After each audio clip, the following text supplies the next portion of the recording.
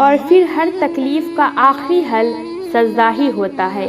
زندگی کے ٹھوکریں یوں ہی ہمیں گراتے گراتے اس مقام تک لے آتی ہیں جہاں ہم اتنا تھک جاتے ہیں کہ نہ آنسو بہانے کی ہمت رہتی ہے اور نہ ہی کوئی لفظ منہ سے ادا ہو پاتے ہیں، جس میں کچھ بھی کرنے کی سخت باقی نہیں رہتی، اور روح اتنی بے سکون ہو جاتی ہے کہ کہیں بھی چین نہیں پڑتا۔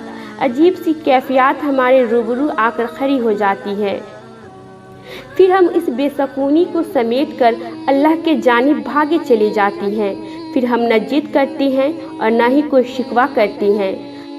تب تو اتنی بھی ہمت نہیں رہتی کہ اس کے سامنے کھڑے ہو سکے، بس پھر لڑکھڑاتے ہوئے قدم زمین پر ٹک نہیں پاتے اور ہم چپ چاپ اس کے روبرو سجدے میں گر کر بکھر جاتے ہیں۔ بس وہ ایک پل کا بکھرنا ہمیں ساری زندگی کے لیے سنبھال لیتا ہے۔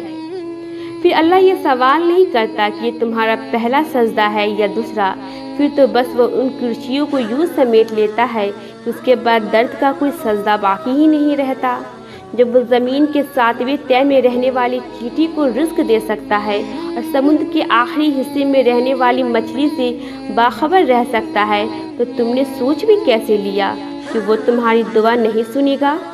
وہ سب سنتا ہے، وہ سب دیکھتا ہے، وہ سب جانتا ہے۔ ایسا کوئی لمحہ نہیں جب وہ تمہاری خبر نہ رکھتا ہو، اور ایسا کوئی لمحہ نہیں جب وہ تمہارے لوٹ آنے کا انتظار نہ کرتا ہو۔